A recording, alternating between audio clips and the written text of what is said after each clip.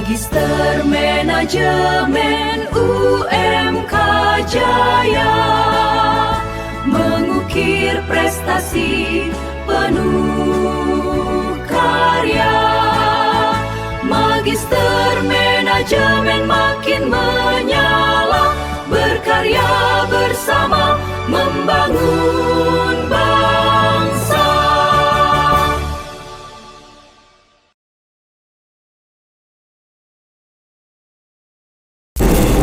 Baik, assalamualaikum warahmatullahi wabarakatuh. Waalaikumsalam warahmatullahi wabarakatuh. Alhamdulillah hari ini podcast perdana, podcast perdana untuk program pasca sarjana, khususnya Magister Manajemen.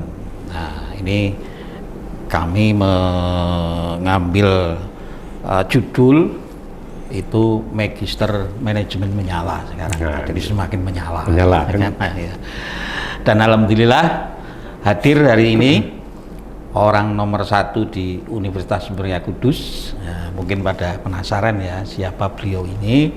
Beliau adalah Profesor Dr. Insinyur Darsono MSI. Selamat pagi, Prof. Selamat pagi. Sehat, Prof. Alhamdulillah. Ya, karena pun. Kemarin saya lihat sibuk sekali, Prof. Ya. Karena memang tugasnya seorang rektor, orang nomor 1 di Muria Kudus itu kemana-mana dan memang harus kemana-mana. Harus ini kemana-mana. hubungannya dengan leadership nanti akan saya tanyakan. Kalau rektor di tempat saja berarti tidak bekerja. Nah, seperti itu. Nah, karena ada yang berpendapat juga yang namanya pimpinan ya sudah ada di tempat, kemudian tinggal tunjuk-tunjuk, yang penting selesai. Kalau tidak selesai, kemudian memarahi dan sebagainya. Nah, ini nanti akan diperjelas oleh saya panggil Pak Prof gitu aja ya, Pak Prof ini. Nah, sebelumnya tadi saya nyatakan mungkin dari pemirsa semua atau mahasiswa yang kebetulan diajar Prof ini tentang leadership. Ini pengen tahu sebenarnya siapa sih sebenarnya Prof Darsono ini gitu loh, Pak.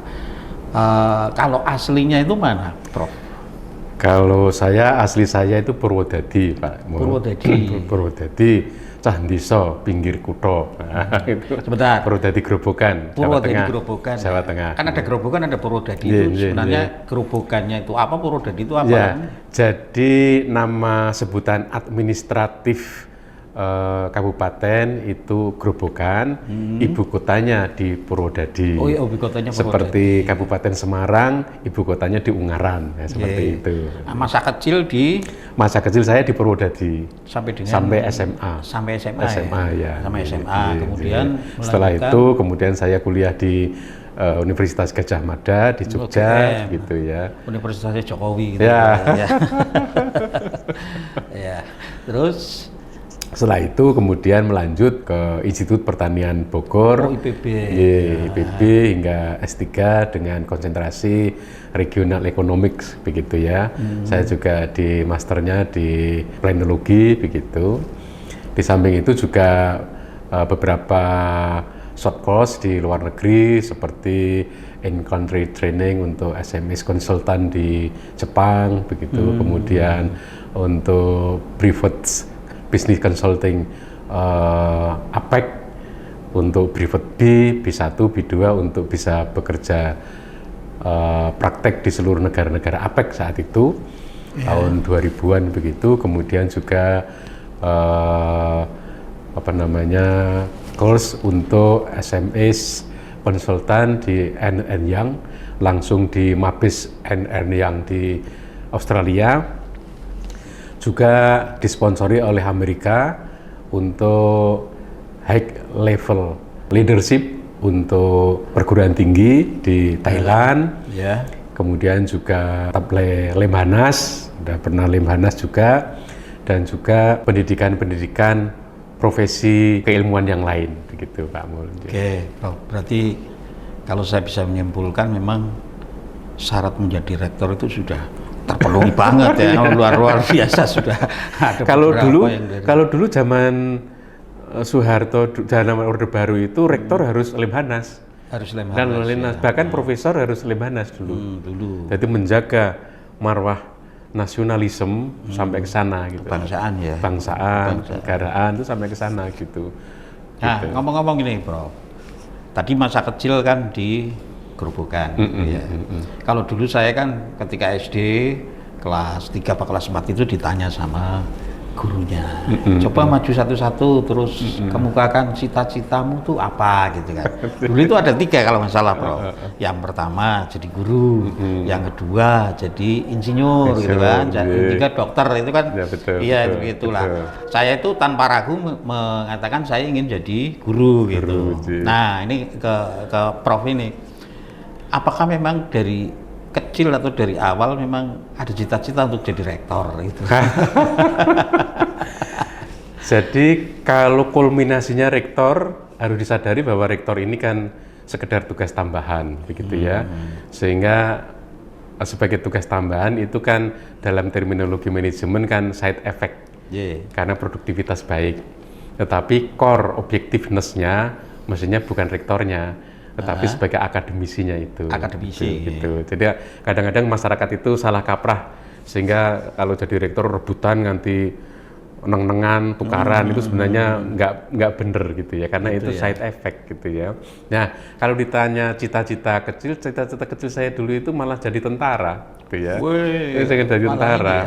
Tapi Gitu ada ya. unsur disiplinnya memang. Ya, tentara, bahkan bapak saya itu nanti naik SMA ambil paspal supaya bisa masuk akabri gitu ya. Ikuti saja, tetapi alhamdulillah saya sejak SD itu pelajar teladan.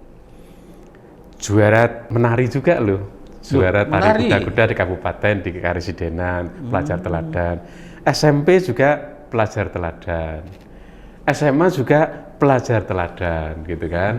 Sehingga dengan itu kayaknya tentaranya jadi agak menyusut, akhirnya masuk ke akademisi gitu ya, akademisi. Karena saat itu saya pelajar teladan di kabupaten, sehingga masuk ke perguruan tinggi itu masuk di koran Suara Merdeka. Ya. Pelajar teladan Kabupaten Gerobokan, Darsono melanjutkan studi ke Bogor. Saat itu kan IPB punya jalur dari daerah-daerah gitu ya, yang diambil tanpa tes begitu ya. Kami mengisi masuk di Suara Merdeka, tapi kemudian nggak ada, ternyata berkas saya tidak sampai ke IPB. Nah, saat itu pada situasi harus menyelamatkan, kami langsung daftar ke UGM. Akhirnya UGM diterima gitu ya, diterima gitu terus. Dan alhamdulillah saya di ranking atas itu. Padahal nggak persiapan, mau ujian itu grupnya antikus pakai Petromak gitu ya, on diesel gitu ya. Dulu ya Petromak disunggi gitu, besoknya berangkat ke Undip untuk Sipen Maru saat itu. Alhamdulillah diterima, dan saya lihat itu ranking saya itu masih berada di ring 1 sampai 10, teratasnya Gajah Mada loh itu ya. Luar biasa. Gitu. Kemudian penataran P4 lagi, yang orang desa Purwodadi itu ranking 1 di Gajah Mada. Sehingga saat itu sertifikatnya langsung diberikan Profesor Tengku Yakub, paleontolog dunia saat itu ya, untuk saat itu, dan terus hingga sampai saat ini. Itu kira-kira milestone pendidikan SD, SMP, SMA sampai perguruan tinggi seperti itu. Bahkan ketika S1 di Gajah Mada itu saya harus pindah ke IPB karena terpilih mewakili daerah istimewa Yogyakarta di Dewan Kerja Nasional, harus pindah ke Jakarta, tapi karena bapak saya tidak membolehkan gitu ya, sehingga nggak salih, tinggal skripsi pindah nanti tidak berisiko gitu orang tua. Saya manut, sehingga saat itu oleh Akbar Tanjung terus saya dikirim ke Jepang begitu sebagai delegasi pertukaran pemimpin pemuda saat itu, dan saya menjadi pimpinan delegasi dari Indonesia gitu ya. Saya seorang mahasiswa, sementara pimpinan delegasi dari Jepang itu seorang veteriner gitu ya, Dr. Iwan. Kami ketemu di Tokyo, Hiroshima, Osaka. Kami lama di Hokkaido, di Asahikawa begitu ya. Kami di Kamikawa punya Okasang di sana, dan seterusnya begitu. Kemudian kembali lagi, kemudian lulus lulus kami itu alhamdulillah tidak melamar pekerjaan, tapi suruh memilih pekerjaan. Itu Ya. ini ya istimewanya. Ya, ini itu ya. saya suruh milih. Begitu lulus, saya kan ya aktivis di gelanggang mahasiswa ya, itu tuh ya, sehingga kenal Anies, kenal si Ganjar, kenal si itu gitu ya. Kalau yang itu kenal cari kan, dulu lah. ya Anies dulu BEM, Ganjar dulu juga kemudian saya di Pramuka gitu, kemudian juga ada Gugun Gondrong di Marching Band dan lain sebagainya. Kami ngurus LPJ ke WR3 langsung, oh kamu udah lulus ya? Kamu pengen jadi dosen UGM atau dosen UNS? Nah, Ditawari. tawari, jadi kaget saya loh, gitu terus. Setelah itu kami itu kan saat itu ekosistem akademik itu kan sangat kental ya zaman kami mahasiswa itu. Diskusi kelompok sore di perpustakaan itu penuh dengan diskusi ilmiah. Nggak ada sendiri-sendiri main HP, itu nggak ada. Ya, zamannya belum ada sampai meja untuk belajar bersama itu rebutan. Kami kuliah siang hari itu kalau mau itu harus naruh dulu meja di meja perpustakaan, tinggal pulang nanti sore supaya tidak ditempati orang. Sampai rebutan kayak gitu. Nah, sore hari Rebu itu ada rebuan di pusat studi kependudukan dengan Profesor Mubiarto. Bagi yang angkatan lama saya kira kenal siapa Profesor Mubiarto gitu ya, penggagas ekonomi Pancasila gitu. Prof, saya sama Pak WR3 diminta milih jadi dosen UGM atau dosen UNS gitu kan. Dijawab, jangan, kamu masih muda, jangan terlena dengan bendera yang sudah besar. Kibarkan sana bendera di luar sini. Nah, masih muda kan, begitu kan langsung paginya saya berangkat ke UNS, ke Solo, kemudian ketemu Pak Prof. Kunto, rektornya gitu, langsung jadi. Oh, itu sejarahnya kenapa? Sejarahnya gitu. Itu berarti jadi di UNS dosen sampai dengan sampai ya. Tidak jadi tentara, kemudian jadi dosen gitu. Ada godaan lagi. Baru jadi dosen 1 semester atau 1 tahun kurang lah ya. Kemudian ada tim namanya konsolidasi perbankan oleh Bank Indonesia begitu ya. Saya kebetulan terpilih menjadi ketua tim begitu ya. Kan harus datang di Bank Indonesia gitu ya. Dia ketemu gitu. Mau nggak bergabung ke kami gitu kan? Kalau kamu jadi dosen kan gajinya kecil, kalau kami di perbankan kan ya, besar gitu. Okay. Saya tunggu 1 minggu, tulis lamaran ke kami gitu kan. Ternyata kok ya nggak tedas gitu ya, nggak tedas. Ternyata saat itu Bank Indonesia itu sedang mencari yang namanya seperti PCM gitu ya, jadi jalur khusus untuk calon pimpinan begitu. Dan saya nggak tedas. Dan berapa 10 tahun setelah itu kalau nggak salah ya. Teman saya seangkatan di Gajah Mada itu ada yang satu menjadi kepala brand office di New York, sama satunya di Toronto di Kanada. Itu lu kok sampai sana dulu lewat kayak gitu. Oh, berarti saat itu tuh penjaringan kayak gitu ya gitu. Dan saya nggak tedas saat itu gitu ya. Dan akhirnya tetap menjadi dosen. Akhirnya seperti itu ya. Iya gitu. Kayak kembali ke ini ya sekitar ngulik berhubungan dengan leadership berarti. Biasanya kan ada ciri-ciri ketika Prof ini mulai dari SD, SMP, SMA, biasanya kan kelihatan. Ketika ada kegiatan apa, itu selalu jadi memimpin gitu, ya kan, memimpin atau misalnya bermain dengan sama temen ada kali gitu ya. Jangan di situ itu, gitu kan. Ya, betul. Apakah itu juga terjadi pada Iya betul.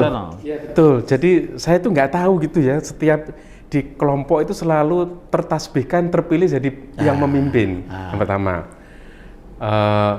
selama saya sekolah SD 6 tahun, saya selalu menjadi ketua kelas.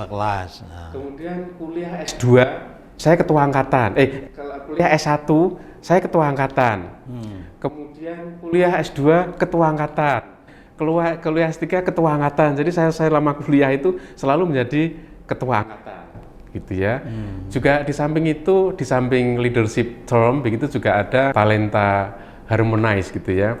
Sering saya itu merukunkan gitu ya. Kasus ketika saya S1 baru pulang dari Jepang yang saya cerita tadi itu, kemudian ada perseteruan antara BEM dengan himpunan mahasiswa gitu, nggak padahal fakultas akan menyerahkan penyelenggaraan Disnatalis itu kepada Senat karena tidak Saya akhirnya mencari orang yang netral, tapi percaya oleh semua pihak. Akhirnya ketemulah nama saya. Jadi tahun 87 saya sepulang dari Jepang itu kemudian memimpin Disnatalis Fakultas Pertanian UGM yang itu adalah yang ke-25, jadi agak besar gitu ya. Lustrum kelima. Lustrum kelima, sehingga kegiatannya sangat besar. Saya ngundang menteri, gitu, mencari sponsorship. Dulu kan belum ada medsos gini, semua pakai telepon gini. Saya kadang-kadang kok bisa ya menggerakkan teman-teman kami bisa diberi dari Semen Gresik, dari PTP 1, 2, 3, 4 sampai PTP 9 itu ngasih sponsor, perusahaan-perusahaan besar, multinasional, perusahaan internasional ngasih sponsor. Yang atasnya dihela oleh cah cilik Darsono wong desa gitu. Saat itu dapat uang banyak, Pak. Uang banyak. Kalau sekarang banyak kami berlebih mengundang. Saat itu kan saat 87 itu saat mulai terjadi decline swasembada beras saat itu Soeharto, sehingga saat itu kita menciptakan ide baru melakukan namanya diversifikasi pangan. Kan mulai itu Bulak Sumur itu kami memulai sehingga kami push isu mengenai diversifikasi pangan, mulai menyadarkan pangan kita jangan bergantung kepada hanya beras, tapi melakukan divers untuk menghindarkan vulnerability ataupun ketergantungan beras sehingga terjadi krisis pangan. Sehingga ada Polo Kesempar, Polo Kependem, Polo Gumantung. Mungkin nggak tahu ya itu ya. Polo Gumantung itu adalah buah-buahan yang bergantung itu. Polo Kependem itu adalah umbi-umbian yang di dalam tanah itu. Polo Kesempar itu labu-labuan yang ada di permukaan tanah itu. Itu dalam konteks Polowijo, dalam konteks Jawa itu sudah ada sejak moyang kita. Cuma kemudian di era beras ini semuanya itu terdelineasi, nggak dikenal. Iya, nggak dikenal. Ya kan? Sehingga itu nggak baik untuk resiliensi pangan, gitu ya, dan juga untuk kedaulatan pangan nggak baik. Harus ada defense bahwa peradaban ataupun komunitas itu harus mengandalkan multi sumber pangan, gitu ya. Kalau hanya mono sumber pangan berbahaya. Saat itu kami sudah mengingatkan begitu. Dan dokumen yang sangat adalah saat itu kami sudah mikir. Saya kadang-kadang masih sarjana, masih S1, masih kuliah ya. Mengusulkan Pulau Jawa ini jangan diganggu. Segitunya ya? Iya, Pulau Jawa, kami membuat memorandum begitu. Jadi kami kalau beride itu tidak harus terjun ke jalan, repot lah. Tapi gunakan intelektualitas gitu ya. Saat itu kami sudah memikirkan Jawa ini adalah pulau tersubur di muka bumi loh ya. Kalau nggak percaya silakan jalan dari Jakarta ke Surabaya. Jakarta ke timur, belakang kita sudah gunung api. Di depan kita 60 km sudah gunung api baru lagi. Kita tinggalkan, belakang kita gunung api, depan kita gunung api. Panjenengan kalau naik pesawat dari Solo atau Jogja ke Jakarta, itu jejer-jejer, Merapi, Merbabu, Sumbing, Slamet, terus Tangkuban Perahu sampai Jakarta. Maknanya apa? Bahwa surface soil, permukaan tanah di Pulau Jawa itu selalu direhabilitasi oleh letupan vulkanik yang kaya dengan silika. Nah, silika itu adalah unsur yang paling top gitu untuk menangkap hara tanah sehingga tanah jadi subur. Makanya Pulau Jawa subur itu karena itu, vulkaniknya luar biasa. Sampai sana sehingga saat itu Jawa dijaga supaya untuk menjadi pertanian modern. Industri-industri yang merusak lingkungan, tekstil lah, plastik lah, apalah, taruh di luar Jawa. Di samping untuk menyelamatkan pangan, juga untuk memberikan yang disebut dengan device, menyebarkan pertumbuhan itu jangan hanya mulek di Jawa. 87 itu saya sudah mengingatkan itu loh Pak Mul. Sehingga supaya tidak terjadi konglomerasi, kongesti atau kesesakan aglomerasi di Jakarta, aglomerasi di Surabaya, aglomerasi di Semarang, itu kan nggak sehat. Itu harus diratakan, ada ekuitas begitu ya, beban lingkungan, beban macam-macam itu diratakan sehingga suplai pangan tetap terjaga, growth tetap terjaga. 87 kami sudah membuat itu, Pak. Oke, Prof, ini sungguh menarik ya. Nanti pemirsa ya atau teman-teman sekalian yang ada di luar sana ya, kita berhenti sebentar. Saya yakin masih ada yang harus diungkapkan, terutama tentang leadership ya. Kita kembali lagi setelah ini.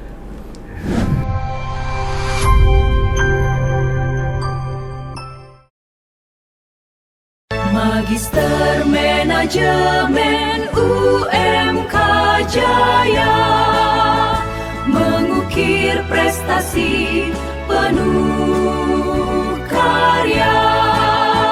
Magister Manajemen makin menyala, berkarya bersama membangun bangsa.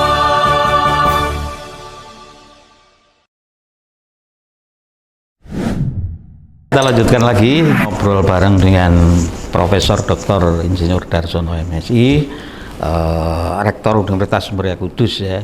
Kalau tadi sudah bercerita tentang kronologisnya dari mulai kecil sampai dengan sekarang posisinya dosen UNS ya, kemudian di sini menjadi tugas tambahan menjadi rektor di Universitas Muria Kudus. Saya kira kalau tadi sudah cerita, sudah kemana-mana, punya sertifikasi, punya dan sebagainya, itu sudah ada yang namanya indikator kepemimpinan, itu sudah ada sebenarnya. Nah, pertanyaan saya sekarang, Prof, apakah yang namanya pemimpin itu dilahirkan atau dibentuk? Artinya dilahirkan itu memang sudah, oh ini sudah keturunannya memang, atau tidak ada keturunan, kemudian pemimpin itu harus dibentuk supaya jadi pemimpin yang bagus. Itu yang pertama. Yang kedua, kadang-kadang begini, menjadi seorang pemimpin itu tidak harus cerdas, ya kan? Ada yang begini, ya pemimpin ya harus cerdas, kalau nggak cerdas ya nggak mungkin jadi pemimpin karena tugasnya itu bla bla bla berat dan sebagainya. Gimana, Prof? Menurut Prof Darsono? Yang pertama, apakah pemimpin itu dibentuk atau terlahir? Ya, gitu ya. Sebenarnya kalau saya dua-duanya itu, karena di manajemen itu kan science and art gitu ya, ada unsur ilmunya dan ada unsur seninya gitu ya. Pun juga khusus dalam koridor manajemen itu kan ada kepemimpinannya atau kan pimpinannya ataupun pemimpinnya gitu ya. Di kelas saya awali dulu untuk kuliah leadership itu adalah harus bisa membedakan antara pemimpin dan pimpinan. Nah, gitu pemimpin dan pimpinan gitu ya. Ya, Oke. Saya tunjukkan dulu fenomenologinya gitu ya. Ada seorang bupati gitu ya, yang kalau pidato itu wagu, untuk sambutan sedikit wagu. Tetapi ada yang staf biasa, ketika dia diberi tugas untuk memberikan wawasan, memimpin atau apa, itu lebih firm, lebih pantas pas. Bedanya adalah dia jadi bupati ditasbihkan disabiskan memimpin, itu hanya sekedar menjadi pimpinan karena dia ditasbihkan berbasis administrasi, karena coblosannya paling banyak. Ya, nggak tahu banyaknya karena duit, karena apa gitu, kita nggak tahu. Sudah jadi pemimpin, pidato lenga-lengu kayak nggak mudeng juga ada, gitu kan. Pelonga-pelongo juga ada. Kan? Ribut karo PD juga ada, nggak jelas makna pidatonya juga ada. Dan dia ditasbihkan memimpin karena administrasi ya, dengan administrasi SK dengan bupati, SK bupati. SK wakil bupati, wakil gubernur, wakil. Ya, karena administrasi tadilah. Oke. Ya. Itu kayak gitu. Itu disebut pimpinan. Tapi si staf tadi yang begitu cekatan untuk mengkonsolidasi ide, mengkonsolidasi tindakan, mengkonsolidasi komando secara alamiah tanpa diajari, dia sebenarnya pemimpin yang sungguhan. Gitu.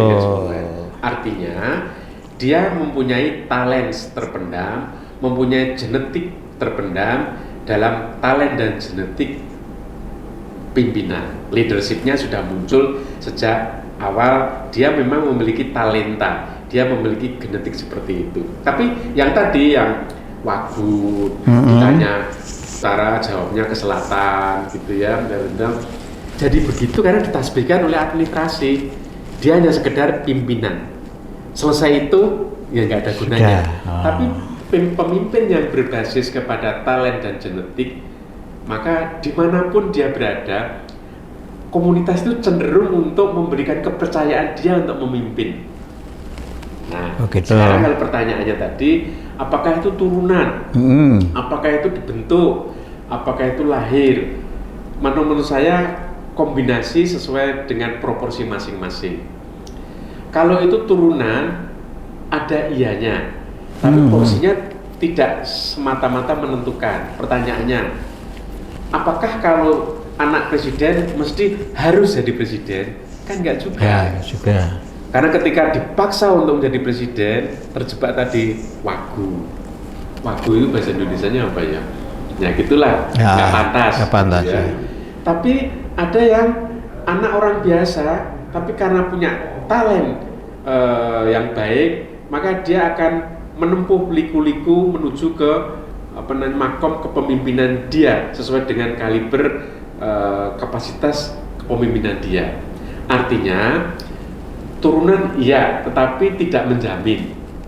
Tetapi kalau itu dilahirkan, artinya bawaan dia dari lahir, sebagian besar akan menjamin. Nah kemudian yang tadi dari dibentuk, itu berarti kan karena administrasi, itu biasanya menjamin pada saat berposisi penasbihan administrasi, tetapi tidak menjamin ketika dia kembali terlepas dari penasbihan administrasi. Nah, kalau saya boleh saya menyuguhkan, pemimpin yang baik itu yang berasal dari talent dan genetik gawan bayi, karena dilahirkan tadi itu akan lebih banyak menjamin. Karena apa? Betul tadi yang namanya memimpin itu tidak harus cerdas, tapi dia punya talent yang tidak dimiliki oleh orang lain dalam hal memahami situasional, kecepatan mengambil sintesa. Dengan kecepatan mengambil sintesa itu akhirnya kecepatan mengambil inferensi atau kesimpulan. Kecepatan mengambil kesimpulan itu pada akhirnya akan memberikan kecepatan mengambil tindakan. Kecepatan mengambil tindakan itu akan mempercepat proses penyelesaian problem di situasi yang dipimpinnya itu. Jadi kalau saya boleh milih di antara tiga opsi tadi, apakah turunan atau bawaan lahir ataupun dibentuk, saya lebih tiga-tiganya itu membentuk, cuma proses dan porsinya berbeda. Kalau misalkan saya bisa menyimpulkan tadi, misalkan saya ditawari gitu ya, Pak Mul mau jadi pimpinan atau jadi pemimpin, kan gitu ya. Ini saya baru tahu berarti pemimpin itu grade-nya lebih tinggi dari pimpinan. Karena kalau jadi pimpinan belum tentu bisa memimpin, kan gitu. Tapi kalau bisa memimpin itulah pimpinan, kan gitu ya. Oke. Nah, berhubungan dengan itu, kira-kira karakteristik utama seorang pemimpin yang harus dipunyai apa? Karakteristik yang utama yang harus dimiliki itu tentu yang pertama adalah kecerdasan mensintesa situasi. Oke. Yang pertama. Kemudian mempunyai karakter disiplin untuk menjaga menjaga komitmen. Gitu. Saya kira sementara itu dulu yang paling pokok gitu ya. Dia cepat. Biasanya nggak pelongo-pelongo gitu loh. Cepat ambil ini, cepat ambil ini, cepat ambil ini, cepat begitu. Sehingga noise effect itu relatif bisa dikalibrasi, bisa diminimalisir begitu. Setelah punya talent kecepatan untuk melakukan sintesa kesimpulan dan keputusan, maka harus memiliki kedisiplinan untuk menjaga semua proses-proses organisasi, proses-proses tindakan, proses itu. Kalau dia nggak disiplin, yang dilewer gitu kan. Gitu. Dua itu saja Pak. Sebenarnya ada yang lain ya. Ada dua itu yang pokok, itu kecepatan mensintesa fenomenologi dan disiplin menjaga prosedur. Ya itu yang saya tahu kan seorang pemimpin itu ketika ada kasus-kasus yang terjadi di divisi-divisi di bawahnya itu kan bagaimana menjaga tadi, memelihara supaya tidak pecah gitu kan. Nah itu mungkin berhubungan dengan karakteristik yang tadi dipunyai oleh seorang pemimpin ya, bukan pimpinan tadi, pemimpin kan seperti itu. Oke, baik Prof. Jadi ada suatu titik terang lah di mana leadership atau tadi lebih kepada pemimpin ya, bagaimana menciptakan seorang pemimpin, bagaimana tadi kalau pimpinan hanya secara administrasi seperti itu ya. Mungkin ini terakhir ini Prof, kira-kira bisa menyimpulkan sebenarnya leadership itu apa, biar pemirsa atau mahasiswa-mahasiswa yang sedang mendengarkan, sedang melihat podcast ini itu lebih memahami. Silakan Prof. Ya, baik. Leadership itu kan berasal dari kata dasar leader. Leader itu adalah pemimpin. Tadi ada hierarki pimpinan dan pemimpin, itu satu kotak leader. Kemudian leadership adalah kepemimpinan, gitu ya. Sehingga ada dua terminologi makna, begitu ya.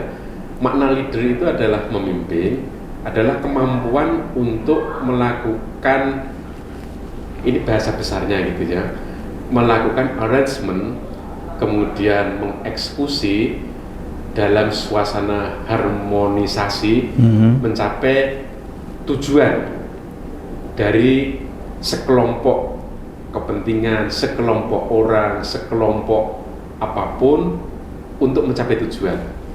Jadi dia mengarrange, kemudian mengeksekusi, mengoperasionalisasi dalam suasana harmoni itu tadi untuk bersama-sama menuju ke objectiveness ataupun tujuan tertentu. Itu memimpin. Nah, itu pimpinan atau pemimpin atau pimpinan. Nah, leadership itu kan kepemimpinan. Leadership kepemimpinan itu ya. Kepemimpinan. Kepemimpinan adalah hal ihwal yang berkenaan dengan tadi sifat, cara, strategi, metode, dan aneka rupa determinan tentang cara memimpin itu untuk mencapai tujuan. Nah, sampai di leadership ini tentu ada layer, ada diversifikasi. Maka kan ada istilah leadership bidang pendidikan, leadership bidang kesehatan, leadership bidang public services. Nah itu. Tapi kalau pemimpin itu general, itu berlaku untuk talenta yang berlaku untuk semuanya, cara untuk mengarahkan kelompok, baik itu kelompok kepentingan, kelompok ini menuju ke tujuan yang disepakati. Itu memimpin, itu pimpinan. Tapi kepemimpinan adalah bagaimana sesuai dengan tema, sesuai dengan kebutuhan, sesuai dengan tujuan tertentu, sesuai dengan bidang tertentu itu mampu mengarahkan dengan metode-metode yang dibutuhkan pada bidang tertentu itu, dengan prasarana-prasarana yang dibutuhkan di bidang tertentu tersebut mencapai tujuan. Itu kepemimpinan. Sehingga kemudian ada ilmu kepemimpinan. Kan tidak, bukan leadership kan, bukan leader science kan, tapi leadership science, ilmu leadership kepemimpinan. Ilmu kepemimpinan. Maka ilmu kepemimpinan kemudian ada diversifikasi. Ilmu kepemimpinan di bidang kesehatan tentu berbeda dengan ilmu kepemimpinan di bidang ekonomi dan lain sebagainya. Itu kira-kira seperti itu. Berarti kalau saya berpikir bahwa seorang presiden itu adalah pemimpin kan, karena kan global gitu kan. Nah, tapi ya tergantung, dia ditasbihkan oleh rakyatnya sebagai pemimpin atau pimpinan akan tergantung kepada gestur dia memimpin. Ya, kita bicara yang secara standar normal aja kan. Berarti kalau seorang presiden itu kan tidak menjadi pemimpin karena kan memimpin semua. Nah, kalau menteri-menteri itu berarti kepemimpinan kan, karena kan bukan. Jadi dalam konteks pimpinan itu ada subordinasi. Jadi presiden pimpinan, pimpinan dalam konteks agregasi keseluruhan urusan negara. Kemudian karena di situ ada pembagian sesuai dengan bidang, maka di situ ada pimpinan-pimpinan bidang masing-masing.